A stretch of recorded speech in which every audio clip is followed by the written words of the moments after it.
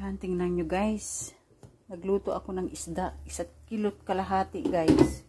Yung isda na to, hindi ko alam ang pangalan guys. Oh. Yan siya guys. Oh. Para siyang ano. Yung hito sa dagat. Yan. Ang gagawin ko dyan guys ay lalagyan ko ng haunin ko na siya guys. Kasi hindi ko kailangan yung sabaw. Ito lang, yung isda lang. Kasi malambot na siya. Kaya tanggalin ko na siya sa kaldero. Yan, tingnan nyo guys. Oh. Malambot na siya. Keep on watching guys. Maghihiwa tayo ng mga ingredients guys. Ito yung ating mga ingredients. Yan. Matanggalan ko na sila ng mga balat guys. Yan. May luya tayo guys. Para matanggal ang langsa. Malangsa. Kunti lang guys kasi si Kalbo ayaw ng luya. Hindi siya ayaw niya ng luya guys.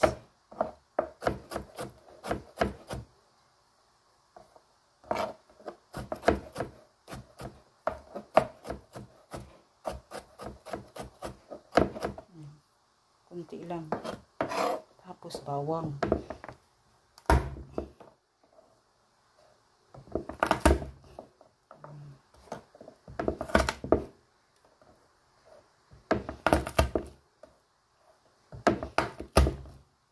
Pitong bawang.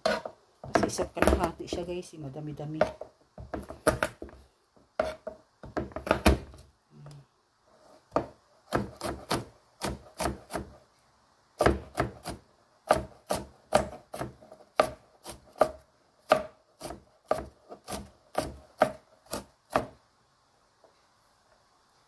Sibuyas. Isang buong sibuyas guys lalagay natin.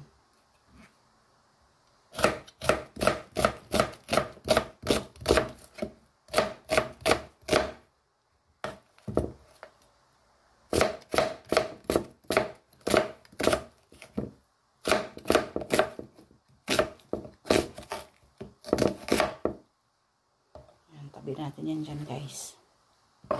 Mahiwa na natin siya. Ito namang sili. Masarap may sili guys.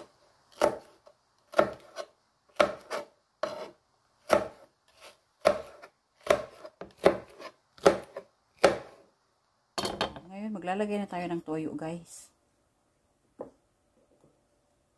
Toyo. 3 kutsara guys. Tapos ito mesil.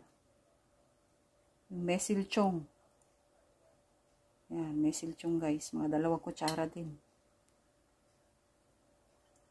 Yan, tapos itong yung corn syrup. Yan, tansyahan lang guys. Yan, mga 3 kutsara. Yan. Tapos itong chili pepper. Yan, mga 2 kutsara guys. O 1.5 yan. Pwede naman. Tapos itong chili paste guys. Yan. Ganyan. Isa pa. Yan. 1.5.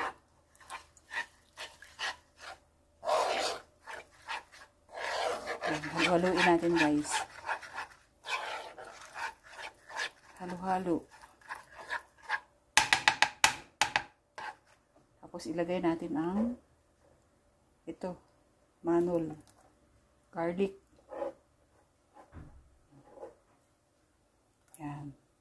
Tapos itong ginger. Para matanggal ang langsa niya guys. Yan. Halo-haluin natin.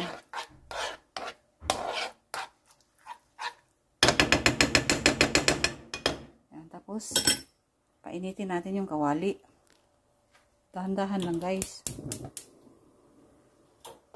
Yan, dahan-dahan. Pula siya, diba guys? Yan, pag medyo mainit na siya guys, pwede na natin ilagay yung yung ating sibuyas.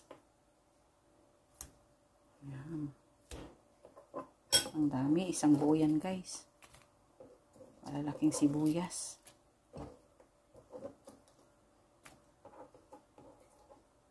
Isabay na rin natin yung ating sili.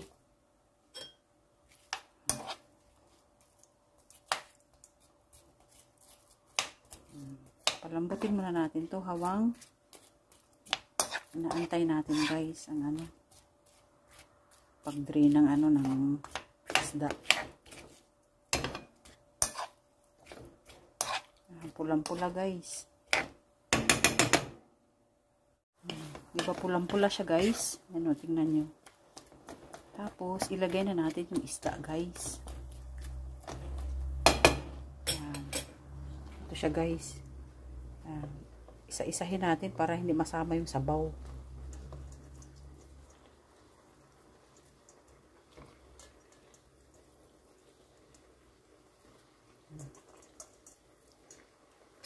Yan.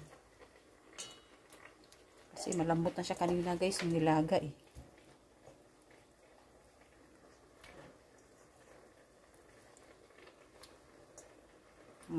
Parang hindi masama yung sabaw sa baba. Ayan guys, so may sabaw pa siyang konti.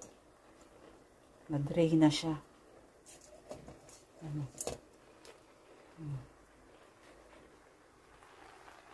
Saluin lang natin siya guys.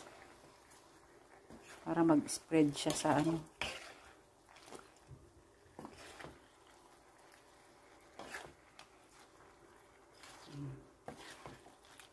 haluin ng ganyan. Para mag-spread siya.